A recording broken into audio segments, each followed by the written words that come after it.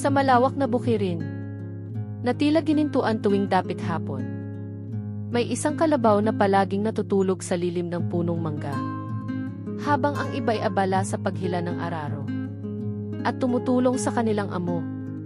Siya na maiwalang ibang ginagawa kundi ngumata ng damo at magmuni-muni sa ilalim ng araw. Ang sarap ng buhay kapag walang ginagawa. Wika niya sa sarili habang pinagmamasdan ang mga kapwa niyang kalabaw na pawisan at pagod. Kilala siya ng buong baryo bilang Cardo, ang tamad na kalabaw. Ngunit hindi alam ni Cardo, darating ang araw na babaliktad ang kanyang mundo. At sa unang pagkakataon, matututunan niyang ang tunay na lakas ay hindi nakikita sa katawan kundi sa puso. Tuwing umaga, maagang gigising si Mang Lando upang maghanda sa pag-aararo. Ang iba niyang kalabaw ay agad sumisigla. Ngunit si Cardo nakatihaya pa rin sa damuhan. Unti-unting nagigising sa huni ng mga ibon. Bangon na, Cardo, sigaw ni Mang Lando. Sayang ang oras, kailangan nating magtanim. Ngunit ang sagot ni Cardo ay isang mahabang hikab at isang tamad na ngiti. Bakit ako magtatrabaho kung pwede namang magpahinga? Mabait si Mang Lando, ngunit madalas siyang mapailing. Sayang ka, Cardo, kung kasing sipag mo lang ang iba, baka masagana na ang buhay natin. Ngunit si Cardo ay walang pakialam. Para sa kanya, sapat na ang araw, ang damo at ang lilim ng punong mangga.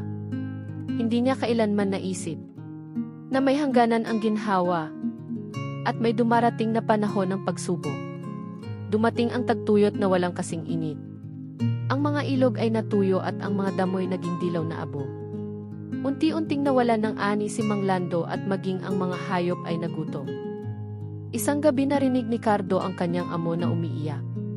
Wala na tayong makain, sabi ni Mang Lando sa kanyang asawa. Kailangan kong ibenta si Cardo. Natigilan ang kalabaw. Ang kanyang puso ay biglang kumirot. Bakit ako ang ibebenta? Bulong niya sa sarili.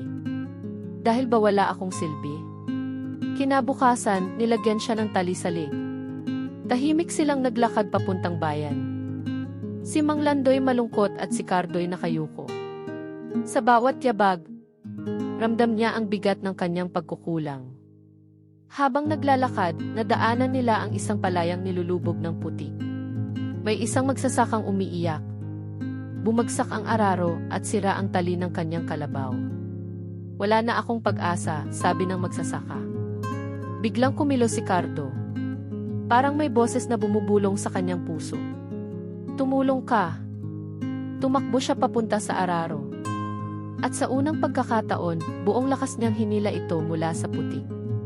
Lahat ay napatingin.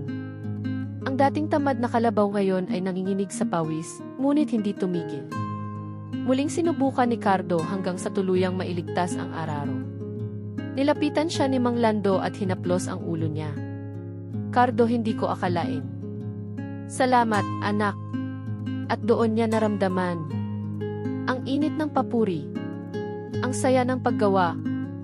Dahil sa kabayanihang iyon, binigyan sila ng magsasaka ng bigas, gulay at ilang sako ng pagkain. Muling napuno ng pag-asa ang bahay ni Mang Lando. Mula noon, tuwing sisikat ang araw, si Cardo ang unang bumabati sa bukid. Hindi na siya kailangang pagalitan.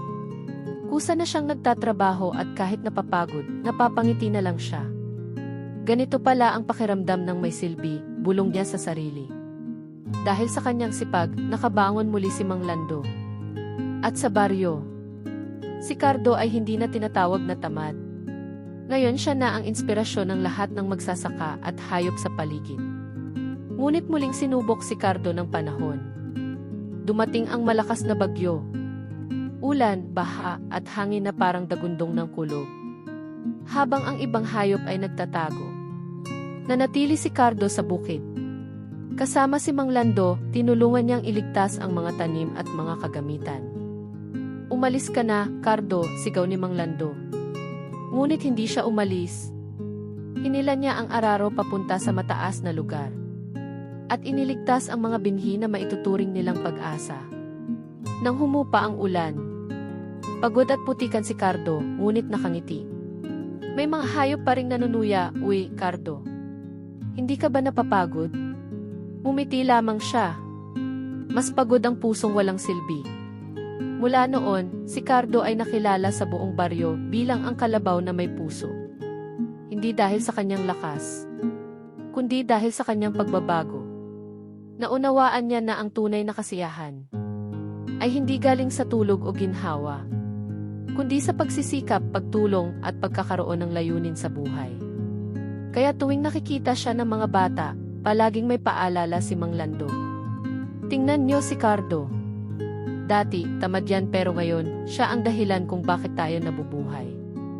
At sa bawat dapit hapon, habang papalubog ang araw, si Cardo ay nakahinto sa gitna ng bukid nakatingin sa langit. Tahimik, mapayapa, at masaya. Dahil natutunan niyang, ang paggawa ng tama kailanman ay hindi nakakapagod.